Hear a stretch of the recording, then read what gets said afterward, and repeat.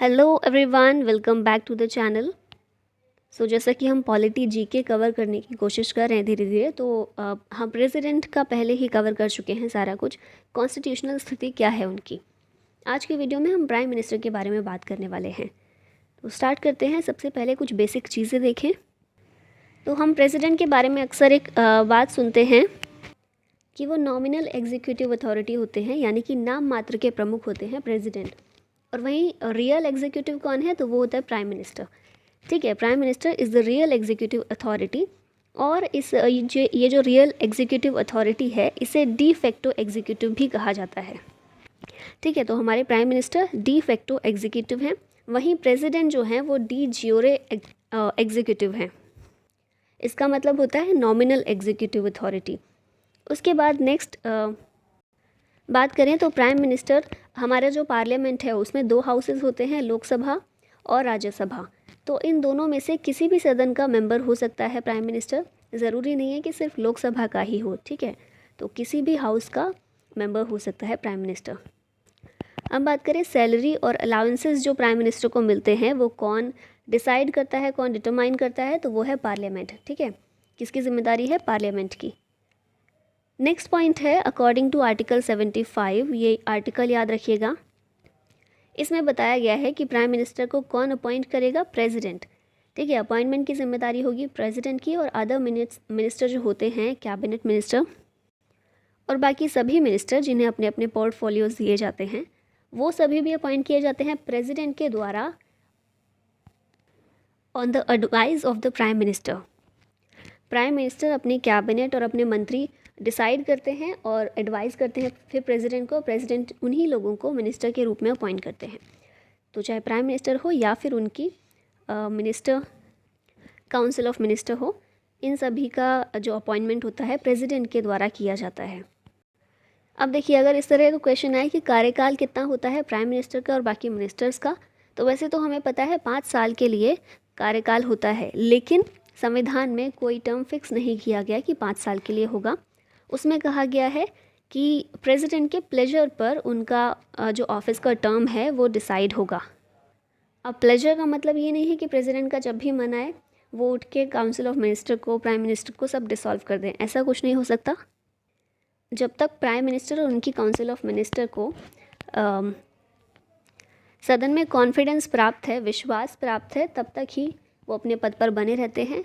और अगर वो विश्वास खत्म हो गया तो बीच में ही वो सरकार कभी भी गिर सकती है, प्राइम मिनिस्टर कभी भी अपने सीट से हट सकते हैं। जैसे कि सेम जो प्रोसीजर है ना, वो राज्यों में भी होता है। और अभी महाराष्ट्र में आप लोग देख रहे होंगे, उसके एग्जाम्पल से आप समझ सकते हैं कि सरकार बने अभी 5 साल नहीं हुए हैं, बीच में ही सरकार गिरने की कगार में है, क्योंकि जो मेजॉरिटी अभी ऐसा हुआ है कि मेजॉरिटी पूरी तरह सरकार के पास नहीं है ना। तो ऐसा ही कुछ होता है सेंटर में भी। प्राइम मिनिस्टर और उनकी काउंसिल ऑफ मिनिस्टर प्रेसिडेंट के प्लेजर पर उनका कार्यकाल डिपेंड होता है। वैसे 5 साल है, लेकिन संविधान में 5 साल कहीं नहीं दिया गया है। और फिर काउंसिल ऑफ मिनिस्टर्स जो होते हैं वो कलेक्टिवली रिस्पॉन्सिबल होते हैं। सामूहिक उत्तरदायित्व उनका होता है हाउस ऑफ द पीपल के प्रति। ठीक है, लोकसभा के प्रति उनका कलेक्टिवली रिस्पॉन्सिबल लोकसभा के प्रति होते हैं। आगे देखते हैं। नेक्स्ट जो एलिजिबिलिटी है प्राइम मिनिस्टर बनने के लिए वो बताई गई है। तो प्राइम मिनिस्टर जिस भी व्यक्ति को बनना है वो एक सिटीज़न होना चाहिए भारत का। उसके अलावा एक मेंबर होना चाहिए राज्यसभा या लोकसभा का। और अगर वो राज्यसभा का मेंबर है तो 30 साल एज कंप्लीट हो जानी चाहिए, और अगर लोकसभा का मेंबर है तो 25 साल उसकी एज कंप्लीट हो जानी चाहिए। ठीक है, और इसके साथ में एक चीज़ ये भी है कि कोई व्यक्ति यदि राज्यसभा और लोकसभा इन दोनों में से किसी का भी मेंबर नहीं है तो भी वो प्राइम मिनिस्टर बन सकता है। लेकिन कंडीशन क्या है कि 6 महीने के अंदर उसे इन दोनों में से किसी भी सदन की सदस्यता लेनी होगी। ठीक है, और अगर 6 महीने के बाद वो सदस्यता लेने में सफल नहीं होता है तो उसे अपनी सीट से हटना होगा। ठीक है, तो he should be a member of either Rajya Sabha और लोकसभा, और या फिर उससे अलग भी कोई व्यक्ति बन सकता है, लेकिन कंडीशन है 6 महीने के अंदर सदस्यता लेनी है। और जैसा आप लोगों को थोड़ा बहुत पता ही होगा, नहीं पता तो मैं बता देती हूँ। राज्यसभा का मेंबर बनने के लिए एज जो मिनिमम होनी चाहिए 30 साल होनी चाहिए, और लोकसभा का मेंबर बनने के लिए 25 साल। तो वही कंडीशन यहाँ प्राइम मिनिस्टर के लिए भी लागू होती हैं। अब बात कर लेते हैं आर्टिकल्स की जो प्राइम मिनिस्टर से रिलेटेड हैं। तो सबसे पहले आर्टिकल 74 है, ये बात करता है council of ministers to aid and advice president. मतलब ये जो आर्टिकल है ना, ये कहता है कि हमने प्रेसिडेंट में भी इसके बारे में बात की थी कि प्रेसिडेंट को एड और एडवाइस करने के लिए काउंसिल ऑफ मिनिस्टर्स होगी, और वो काउंसिल ऑफ मिनिस्टर्स का हेड कौन होगा? Prime minister. तो डायरेक्टली प्राइम मिनिस्टर के बारे में नहीं है, पर प्राइम मिनिस्टर के बारे में जिक्र इसी आर्टिकल में किया गया है। फिर आर्टिकल 75 जो है ये अदर प्रोविजंस देता है मिनिस्टर्स के बारे में, और जैसे हमने पीछे देखा था कि ये बताता है कि प्राइम मिनिस्टर की नियुक्ति कौन करेगा? प्रेसिडेंट करेगा। और जो काउंसिल ऑफ मिनिस्टर्स हैं उनकी नियुक्ति भी प्रेसिडेंट करेगा प्राइम मिनिस्टर की एडवाइस पर। और इसके अलावा आर्टिकल 75 में ही बताया गया है कि मैक्सिमम नंबर ऑफ मिनिस्टर्स कितने होने चाहिए। तो ये कितने होने चाहिए? 15%। 1990s के दौरान क्या होता था कि ये जो मैक्सिमम नंबर है ना, ये डिसाइडेड नहीं था कि कितने मिनिस्टर होने चाहिए। तो मिनिस्टर कितने भी बन जाते थे और उनकी संख्या कई बार बहुत ज़्यादा हो जाती थी। और कई बार ये भी होता था कि क्या करती थी ना पार्टीज़, कि अगर उनको बहुमत चाहिए, किसी और पार्टी का सपोर्ट चाहिए, किसी एमएलए का सपोर्ट चाहिए, तो वो उनको ये लालच देकर कि उनको मिनिस्टर बना दिया जाएगा, ये बोलकर जो बहुमत है वो हासिल कर लेते थे या सपोर्ट हासिल कर लेते थे। और इसी के चलते कई बार मिनिस्टर की संख्या बहुत ज़्यादा हो जाती थी। तो इसीलिए क्या किया गया, 1990s के बाद ये किया गया था कि 15% की कैप लगा दी गई थी कि इससे ज़्यादा नंबर ऑफ़ मिनिस्टर्स नहीं होने चाहिए। ठीक है। इसके अलावा minister hold their office during the pleasure of president, ये भी जो हमने पीछे देखा ही वही बात है, 75 के अंतर्गत ही दिया गया है। फिर उसके बाद है आर्टिकल 78, इसमें duties of prime minister as respects the furnishing of information to the president. तो ड्यूटीज़ ऑफ प्राइम मिनिस्टर क्या होंगी, और उनमें सबसे महत्वपूर्ण एक ड्यूटी ये है प्राइम मिनिस्टर की कि वो जो भी काम कर रहे हैं या उनकी काउंसिल ऑफ मिनिस्टर जो भी काम कर रही है उसकी वो जानकारी समय समय पर प्रेसिडेंट को दें या फिर जब भी प्रेसिडेंट मांगे। ठीक है। तो एक तरह से काउंसिल ऑफ मिनिस्टर और प्रेसिडेंट के बीच एक जो पुल होता है ना, वो बनने का काम करते हैं प्राइम मिनिस्टर। और इसी तरह की जो भी ड्यूटीज़ हैं वो सभी आर्टिकल 78 के अंतर्गत दी गई हैं। तो ये सभी इंपॉर्टेंट आर्टिकल हैं, इतने ही हैं, 3 ही हैं, याद करने में ज़्यादा परेशानी नहीं होनी चाहिए। एक दो बार रिवाइज़ कर लेंगे तो अच्छे से याद हो जाएगा। अब कुछ और चीज़ों की बात, कुछ स्टैटिक जीके जो अक्सर पूछ ली जाती है, जो कॉन्स्टिट्यूशनल जो स्थिति है उसके अलावा, उसके बारे में बात कर लेते हैं। तो सबसे पहले है लॉन्गेस्ट सर्विंग प्राइम मिनिस्टर हमारे कौन रहे हैं? ये हैं जवाहरलाल नेहरू, 1947 से 64 तक ये हमारे प्राइम मिनिस्टर थे। Second longest serving prime minister थी इंदिरा गांधी। फिर एक्टिंग प्राइम मिनिस्टर ट्वाइस, 2 बार जो कार्यकारी प्रधानमंत्री बने हैं। कार्यकारी एक्टिंग प्राइम मिनिस्टर कौन होता है? तो जब भी प्राइम मिनिस्टर की सीट वेकेंट हो जाती है, खाली हो जाती है, वो किसी भी कारणवश हो सकती है, या तो प्राइम मिनिस्टर बहुत ज़्यादा बीमार हो गए हों कि वो अपना जो कर्तव्य है उसका निर्वहन नहीं कर सकते, या फिर उनकी डेथ हो जाए, और इसी तरह के कुछ कारण होते हैं जिनकी वजह से एक्टिंग प्राइम मिनिस्टर को अपॉइंट किया जाता है। तो 2 बार एक्टिंग प्राइम मिनिस्टर रह चुके हैं गुलज़ारी लाल नंदा, एक बार 1964 में जब जवाहरलाल नेहरू की मृत्यु हुई थी, और 1966 में जब लाल बहादुर शास्त्री की डेथ हुई थी उसके बाद। फिर the first women prime minister to receive the Bharat Ratna, तो इंदिरा गांधी हैं पहली women prime minister, female prime minister जिन्हें भारत रत्न मिला है। First non Congress prime minister of India Morarji Desai हैं। Indian prime minister received Pakistan highest civilian award, तो ये है मोरारजी देसाई जिन्हें पाकिस्तान का हाईएस्ट सिविलियन अवार्ड मिला है। यंगेस्ट प्राइम मिनिस्टर ये रहे हैं Rajiv Gandhi. First prime minister from South India से पहले रहे हैं पीवी नरसिम्हा राव। और first PM of India who was a member of the Rajya Sabha, ये जैसे मैंने बताया था राज्यसभा और लोकसभा दोनों में से किसी भी हाउस के मेंबर हो सकते हैं। ठीक है। तो फर्स्ट पीएम जो कि राज्यसभा की मेंबर थी इंदिरा गांधी थी, और इसके अलावा मनमोहन सिंह जो थे वो भी राज्यसभा के मेंबर थे। ठीक है। तो ये है कुछ स्टैटिक जीके। अब बात कर लेते हैं अपने क्वेश्चंस की। तो सबसे पहला क्वेश्चन है संविधान के कौन से अनुच्छेद केंद्र में संसदीय प्रणाली से संबंधित हैं? अब हम यहाँ पर क्यों बात कर रहे हैं पार्लियामेंट्री सिस्टम की? क्योंकि इंडिया या हमारा कॉन्स्टिट्यूशन कौन सा सिस्टम फॉलो करता है? Parliamentary system, right. और उस पार्लियामेंट्री सिस्टम में क्या है कि पार्लियामेंट जो है वही सारा विधायी कामकाज देखेगी, सारे कानून बनाने का काम। पार्लियामेंट के 2 सदन होंगे, राष्ट्रपति जो होंगे नॉमिनल हेड होंगे, और रियल हेड कौन होंगे, प्राइम मिनिस्टर होंगे। ये सभी चीज़ें जो हैं, सभी विशेषताएं पार्लियामेंट्री सिस्टम की हैं। ठीक है, और क्योंकि हम प्राइम मिनिस्टर की बात कर रहे हैं और रियल एग्जीक्यूटिव जो है प्राइम मिनिस्टर है, ये पार्लियामेंट्री सिस्टम के अंतर्गत ही है, तो इसीलिए मैंने ये क्वेश्चन डाला था। तो याद रखिएगा, आर्टिकल 74 एंड 75 जो है ये parliamentary system at the centre से रिलेटेड है। ठीक है, सेंटर में पार्लियामेंट्री सिस्टम ये जो बात करते हैं आर्टिकल 74 एंड 75, क्योंकि इन्हीं आर्टिकल्स में आपने देखा होगा, ध्यान दिया होगा तो, कि सारी जो पार्लियामेंट्री सिस्टम की चीज़ें हैं ना, इसी में बताई गई हैं कि एक प्रेसिडेंट होंगे, उनको एड और एडवाइस करने के लिए काउंसिल ऑफ मिनिस्टर होगी, उस काउंसिल ऑफ मिनिस्टर का हेड होगा प्राइम मिनिस्टर। यानी कि प्रेसिडेंट अपनी मर्ज़ी से काम नहीं करेंगे, उनको सलाह देने के लिए एक काउंसिल ऑफ मिनिस्टर है ना। मतलब पावर किसके पास है, काउंसिल ऑफ मिनिस्टर के पास, क्योंकि प्रेसिडेंट उन्हीं के कहने पर सारे काम करेंगे। और उस काउंसिल ऑफ मिनिस्टर का हेड कौन होगा, प्राइम मिनिस्टर। यानी कि रियल पावर किसके पास है, प्राइम मिनिस्टर के पास। तो इस तरह से ये जो आर्टिकल्स हैं parliamentary system at the centre की बात करते हैं। अगला क्वेश्चन है, सरकार की किस प्रणाली को सरकार के वेस्टमिंस्टर मॉडल के रूप में भी जाना जाता है। तो ये भी मैंने इसीलिए डाला था क्योंकि जो हमारा पार्लियामेंट्री सिस्टम है, इसे एक और नाम से जानते हैं, वेस्टमिंस्टर मॉडल ऑफ गवर्नमेंट। ठीक है, तो कभी आपसे पूछ लिया जाए पार्लियामेंट्री सिस्टम को और क्या बोला जाता है, या वेस्टमिंस्टर मॉडल क्या है, तो पार्लियामेंट्री सिस्टम जो हमारे यहाँ है उसी को वेस्टमिंस्टर मॉडल भी कहते हैं। प्रधानमंत्री की नियुक्ति कौन करता है, तो पीछे हमने देखा था प्रधानमंत्री की नियुक्ति करते हैं प्रेसिडेंट, और काउंसिल ऑफ मिनिस्टर्स की नियुक्ति भी प्रेसिडेंट करते हैं on the advice of prime minister.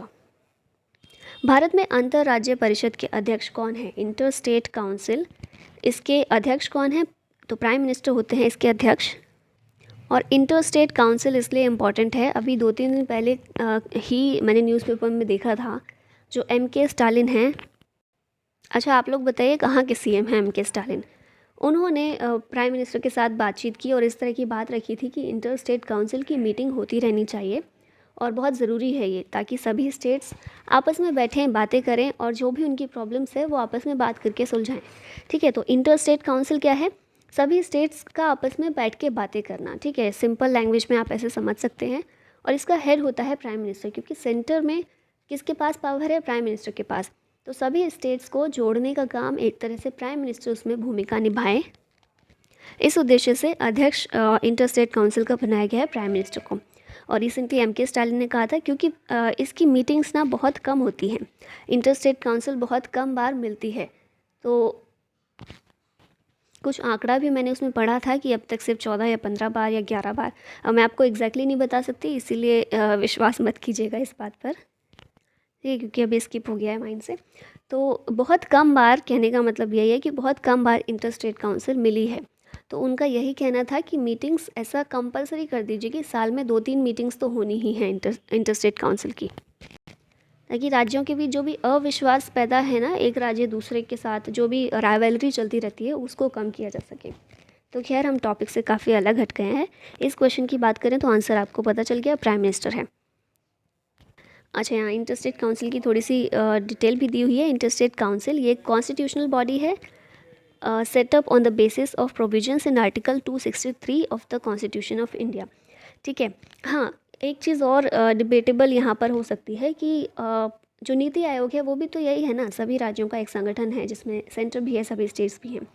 तो वहाँ पर हम काउंटर कर सकते हैं ये बोलकर कि जो नीति आयोग है ना, वो एक कॉन्स्टिट्यूशनल बॉडी नहीं है, लेकिन इंटर स्टेट काउंसिल जो है इसकी स्थिरता हम ज़्यादा देख सकते हैं, क्योंकि एक कॉन्स्टिट्यूशनल बॉडी है और इसीलिए इसको एक्टिव करना ज़्यादा इंपॉर्टेंट हो जाता है।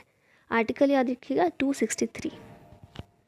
नेक्स्ट है, प्रधानमंत्री का चुनाव कौन करता है, हु इलेक्ट्स। अब देखिए यहाँ पर ये शब्द पर ध्यान दीजिएगा, ये चुनाव करने की बात हो रही है, नियुक्त करने की नहीं। ठीक है, इलेक्ट कौन करता है, न कि अपॉइंट कौन करता है। तो इलेक्ट कौन करता है, MP जो होते हैं वो इलेक्ट करते हैं। हाँ, हमने पीछे देखा आर्टिकल 75 में क्या था कि काउंसिल ऑफ मिनिस्टर होगी एड और एडवाइस करने के लिए प्रेसिडेंट को, और उसका हेड होगा प्राइम मिनिस्टर।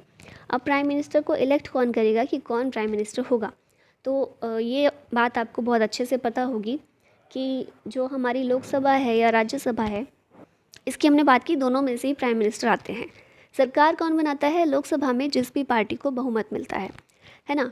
तो जिस भी पार्टी को बहुमत मिला उसने सरकार बना ली। अब उसके बाद वो जो एमपीज़ होते हैं, वो जीती हुई पार्टी के जो एमपीज़ हैं, वो सभी मिलकर ये डिसाइड करते हैं कि उनमें से प्राइम मिनिस्टर कौन होगा। कई बार ये होता है इलेक्शन से पहले ही डिसाइड कर लिया जाता है कि अगर हमारी पार्टी जीतती है तो ये प्राइम मिनिस्टर होंगे, और कई बार ऐसा होता है कि बाद में डिसाइड करते हैं जीतने के बाद कि प्राइम मिनिस्टर किसे बनाया जाएगा। तो इसीलिए इसका आंसर होगा एमपीज़। यहाँ पर आप देख सकते हैं आर्टिकल 75 ये जो है बोलता है कि प्राइम मिनिस्टर अपॉइंट किए जाएंगे by the president, but the president has to appoint the leader of the majority party in Lok Sabha as the prime minister. लेकिन प्रेसिडेंट की मर्ज़ी नहीं है कि किसी को भी वो प्राइम मिनिस्टर बना दें। प्रेसिडेंट सिर्फ उसी व्यक्ति को प्राइम मिनिस्टर बनाएंगे जिसे लोकसभा में मेजॉरिटी पार्टी का दर्जा हासिल है और उस पार्टी का जो भी लीडर होगा। ठीक है, लीडर कौन होगा वो आपस में ही एमपीज़ डिसाइड करते हैं ना कि ये हमारा लीडर है। तो इसीलिए कौन इलेक्ट करता है? एमपीज़। निम्नलिखित में से कौन सा अनुच्छेद प्रधानमंत्री और अन्य मंत्रियों की नियुक्ति से संबंधित है? तो हमने बहुत बार इस बारे में बात कर ली, आपको रट जाना चाहिए। ठीक है, वीडियो के एंड तक ये जो 3 आर्टिकल्स थे बिल्कुल रटने चाहिए आपको। आर्टिकल 75 है ये। प्रधानमंत्री की नियुक्ति निम्नलिखित में से किसके द्वारा की जाती है? ये भी हम बात कर चुके हैं, प्रेसिडेंट के द्वारा इनकी नियुक्ति की जाती है। निम्नलिखित में से कौन अनुच्छेद 78 के तहत मंत्रिपरिषद के सभी निर्णयों के बारे में राष्ट्रपति को सूचित करेगा? अच्छे से अभी समझाया था। 78 के तहत कहा गया है कि प्राइम मिनिस्टर का यह कर्तव्य है कि मंत्रिपरिषद के सभी निर्णय वो राष्ट्रपति को सूचित करें। प्रधानमंत्रियों सहित मंत्रियों की कुल संख्या अधिक नहीं होगी। कितनी अधिक नहीं होगी? तो 15% मैंने बताया था, 15% ऑफ द लोकसभा मेंबर्स।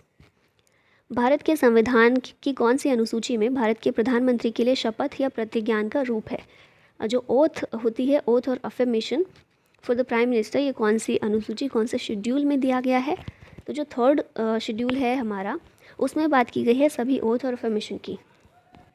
इसको मैंने इस तरह से याद किया था, आप भी ये कर सकते हैं। ओथ जो है क्या होता है कि हमने वचन दिया है ना। और जो मुस्लिम धर्म में है शादी करने का कौन सा तरीका होता है? कबूल है, कबूल है, कबूल है। तो वो 3 वर्ड्स हैं कबूल, इसीलिए 3rd शेड्यूल जो है ये बात करता है प्रॉमिस करने का। ओथ लेते हैं जो प्रॉमिस करते हैं कि वो अपने कर्तव्य को अच्छे से निभाएंगे। तो याद रख सकते हैं आप इस तरह से। भारत के प्रधानमंत्री को कौन शपथ दिलाता है? शपथ कौन दिलाता है? तो ये प्रेसिडेंट ही है जो शपथ भी दिलाते हैं और अपॉइंट भी करते हैं। संविधान में उल्लिखित प्रधानमंत्री का कार्यकाल क्या है? मैंने बताया था कार्यकाल क्या है, तो ये नो फिक्स्ड टर्म, कोई भी फिक्स टर्म नहीं है प्रधानमंत्री के कार्यकाल की। वेतन और भत्तों का निर्धारण कौन करता है? हमने बात की थी, पार्लियामेंट जिम्मेदार है वेतन और भत्तों का निर्धारण करने के लिए। मंत्रियों के बीच विभिन्न विभागों का आवंटन और फेरबदल कौन करता है? तो ये जो काम है प्राइम मिनिस्टर का है। प्राइम मिनिस्टर ही देखते हैं कि अगर कोई रीशफल करना है या कौन सा मंत्रालय किसे एलोकेट करना है। प्रधानमंत्री डिसाइड करते हैं और राष्ट्रपति उसी के अकॉर्डिंग अपॉइंटमेंट कर देते हैं। संसदीय प्रणाली को कैबिनेट प्रणाली किसने कहा था? तो ये कहा था आइवर जेनिंग्स ने। मरणोपरांत भारत रत्न से सम्मानित होने वाले पहले भारतीय प्रधानमंत्री कौन थे? तो पोस्टमसली जिन्हें भारत रत्न दिया गया ये थे लाल बहादुर शास्त्री। निम्नलिखित में से कौन जवाहरलाल नेहरू और लाल बहादुर शास्त्री की मृत्यु पर 2 बार भारत के कार्यवाहक प्रधानमंत्री थे? एक्टिंग प्राइम मिनिस्टर ये 2 बार रह चुके हैं, हमने देखा था पीछे, गुलजारी लाल नंदा। तो ये इंटरिम प्राइम मिनिस्टर थे 13 दिन के लिए, पहली बार 1964 में, दूसरी बार 1966 में। निम्नलिखित में से किसने एक से अधिक कार्यकाल के लिए भारत के प्रधानमंत्री के पद पर कार्य किया है? तो ये कौन है? ये हैं अटल बिहारी वाजपेयी। हमसे ऑप्शंस के अंदर पूछा गया है तो ये होंगे, ठीक है, वरना सिर्फ ये नहीं है। ऑप्शंस में जो आंसर है हमारा ऑप्शन नंबर बी होगा। पहली बार 1996 में 13 दिन के लिए इनकी सरकार बनी थी, फिर 1998 से 99 में 13 महीनों के लिए बनी थी, और फिर बाद में 99 से 2004 में फुल टर्म के लिए प्रधानमंत्री के रूप में लाल बहादुर शास्त्री अटल बिहारी वाजपेयी की नियुक्ति हुई थी। तो ये है हमारी आज की वीडियो। आई होप आपको बहुत कुछ जानने को मिला होगा, और वीडियो अच्छी लगी हो तो लाइक और शेयर ज़रूर कीजिएगा, और चैनल पर नए हैं तो सब्सक्राइब भी कर ही लीजिएगा because it's free. Thank you so much watching the video. जय हिंद।